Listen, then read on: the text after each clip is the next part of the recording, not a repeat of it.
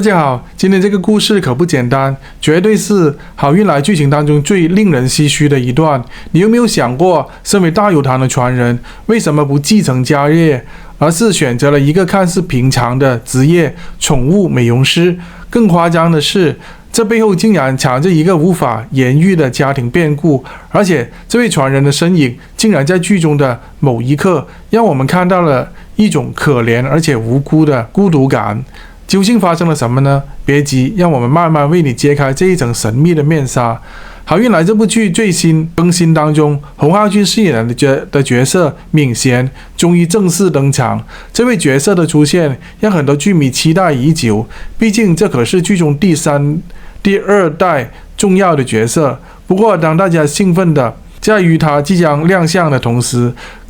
也开始好奇敏贤这个角色到底背后藏着什么样的故事呢？如果说他身为大有堂的独子，按理说应该是接管家业，继承父亲的中医事业，但为什么他却选择了宠物美容这样一个毫无关联的工作呢？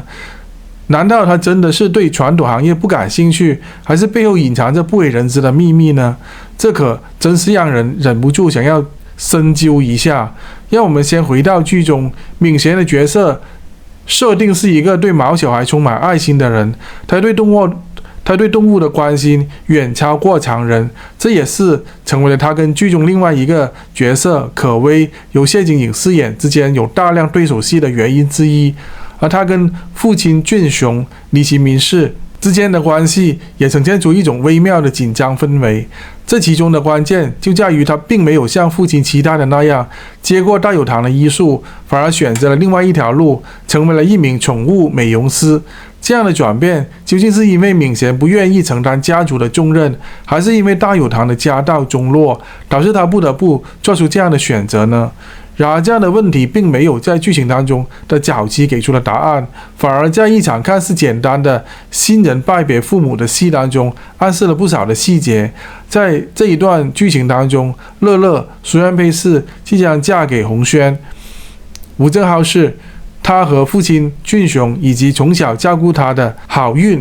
侯怡君是盛男谢雄暖氏进行了告别仪式。这段戏看似是婚礼前奏，却在某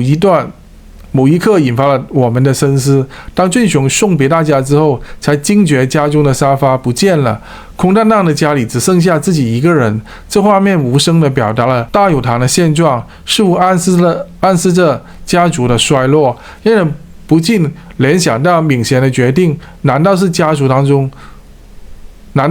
道中落的结果？在这一场告别戏后面的幕后花絮里面，工作人员开玩笑说，沙发被苏元佩当作嫁妆带走了，而李其明只能够孤独地坐在一张小沙发上面，孤单的身影显得特别的凄凉。这个画面似乎无意间揭露了俊雄内心的孤单和落寞，让我们对大有堂的未来产生了更多的疑问。是的，这一幕确实给人一种难以言喻的心酸感。当年轻人离开，父亲只剩下一个人孤独的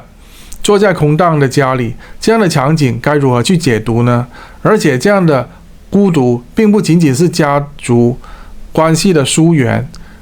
还有可能是大有堂家族过去辉煌岁月的结束。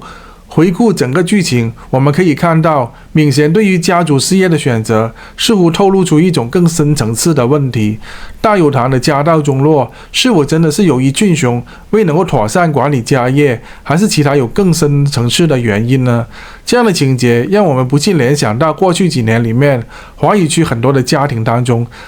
传承的问题成为了焦点。像有一些家族的父母一直希望子女能够继续继承家业，但孩子们却往往选择走上不同的道路。这不仅仅是现实当中的困境，也在很多的剧情当中成为了重要的戏剧性元素。那么这样的问题背后究竟是什么原因呢？是否是每一个家族的命运都由每一代人所选择的道路所决定呢？从历史的角度来看，很多家族的兴衰其实都是因为代际的差异和冲突。例如在一些历史的历史上面的家族当中，原本的创业者可能是凭借个人努力积累了巨大的财富，但到了下一代，却因为继承人缺乏足够的经营智慧，或者无法调节变化的市场环境，最终导致家业衰败。这些情况在历史上面层出不穷，无论是在古代还是现代，家族的传承问题一直是个深刻的话题。这样的背景也让我们更加好奇，闵贤到底为什么会做出这样的选择呢？而在现代的社会当中，家庭跟企业的关系也同样的复杂，很多的家庭企业在传承上面都面临着各种各样的问题。比如说，企业的创始人可能会希望子女能够接手事业，但子女却往往有不同的追求，选择了跟家业无关的领域。这样的情况在华语区的很多家庭当中也屡见不鲜。那么究竟应该如何看待这些家族企业的传承问题呢？是否每个家庭的故事背后都隐藏着某种深层次的辛酸和无奈呢？在这样的情景下，闵贤的选择似乎也暗示着一种现代家庭当中父母跟子女之间的代际差异和冲突。而这样的故事也提醒我们，在现代生活当中，家庭跟事业当中的平衡有多么的难以把握。也许这正是好运来所要探讨的主题之一。在这样的变局当中，究竟该如何才能找到一条合适的路来走呢？最后，让我们回到故事的核心。对于闵贤的选择和大有堂的命运，我们终于可以揭开真相了。其实，闵贤之所以选择做宠物美容师，并非单纯的爱好，背后有其原因。其实跟家族的衰落有直接的关系。随着俊雄的年龄增长，大有堂的经济状况逐渐困难，传统中医行业的衰落也让整个家族的未来变得渺茫。而闵贤作为家族当中的唯一继承人，不得不选择了一条跟家族传统无关的道路，这也成为了他跟父亲关系紧张的根源之一。最终，他并没有像父亲那样继承大有堂，而是选择了宠物美容这样的行业，既是一种生活的折中，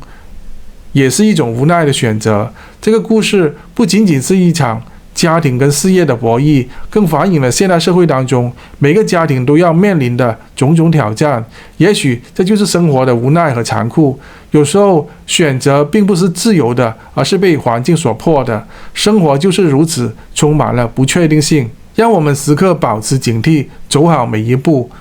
最后，我们用一首古诗来总结今天的故事：家道中落真难忍，父子情深似水深。世事如棋局未定，乾坤未决何须问。如果你也认为这些故事所带来的启示，如果你也认同这些故事所带来的启示，不要忘记订阅我们的跨界茶话间，支持我们的会员频道，让我们一起探讨更多精彩的故事。阿峰祝大家平安、快乐、吉祥。